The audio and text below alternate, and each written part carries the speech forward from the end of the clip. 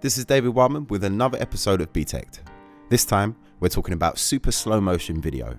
But first I wanted to say a big thank you to our sponsors Direct Mobiles. They have a great selection of phones and 23 years of award-winning customer service, so they're definitely worth a look.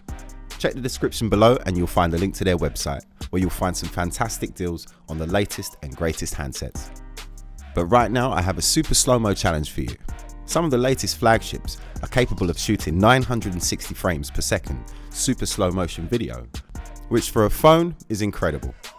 960 frames per second refers to how many images the camera can capture within 1 second. Normal frame rates are between 24 and 30 frames per second. This is enough for our eyes to perceive smooth motion.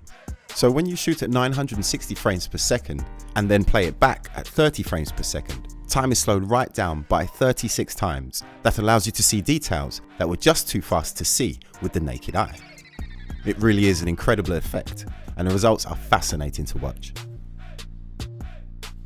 A few weeks ago, I did a video about the Huawei P20 Pro, specifically its video mode. And in that, I compared the super slow motion with the Sony XZ2. The Sony one hands down, with the Huawei bringing terrible results.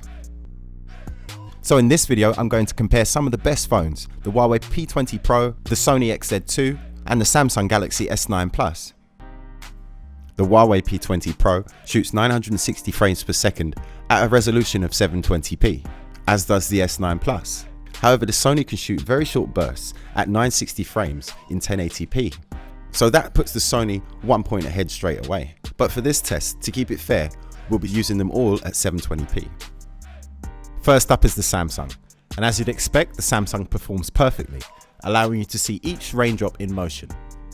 Although with slightly washed out colours as compared to the Sony also has a slightly wider field of view and is just as sharp and crisp as the Samsung, although the recording time is slightly less. But moving to the Huawei, most of the raindrops seem to disappear, with a few of them reappearing at points.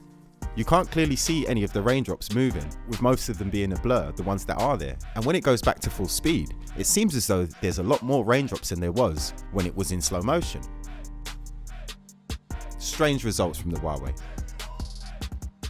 Moving on, and for the second test, I smashed some glass. The Samsung is nice and sharp, and you can see each shard of glass as it flies through the air. And it's the same deal with the Sony. Nice and sharp, but as usual with richer colours than the Samsung. The Huawei performs much better this time, although there still is some weirdness going on. With all three side by side, you can clearly see the richer colours in the Sony. But there's still something weird going on with the Huawei. There's a kind of jelly effect as the glass hits the ground. Strange results again from Huawei. And for my final test, I thought I'd get my drone out and capture the rotor blades in motion. These blades are going a little bit too fast for even 960 frames per second to capture them sharp. They're still slightly blurred. I tried to get one shot from above and one shot from below. The Samsung as usual performing well. As long as you have good light, you get a sharp, clean image.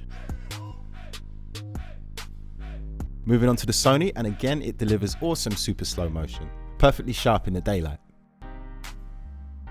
Again, from above, the Sony delivers. Sony have had this technology in their RX100 series of cameras for a while, so it's no surprise that the Sony seems to be edging away here. Now moving on to the Huawei, and what is going on here? Once again, the Huawei is producing strange results. It doesn't seem like it can cope with this scene at all. I shot it a few times just to see if it was a one-off, but no, each time it produced terrible results, and if anything they got worse. I promise you I've put no effect over this footage. This is the P20 Pro doing this all by itself. I've got my own theories about why this is happening, and we'll be doing a follow-up video very soon. But in the meantime, I'd love to hear your comments and what you think about the P20 Pro's terrible slow motion. And even when we watch them side by side, the Huawei seems to be shooting at an even higher frame rate, slowing the blades down more than the other two. Really strange. Honestly, I can't wait to read your comments. So good or bad, tell me what you think in the comment section below. And that's it from me. Make sure you're subscribed to catch my follow-up video on the P20 Pro slow motion.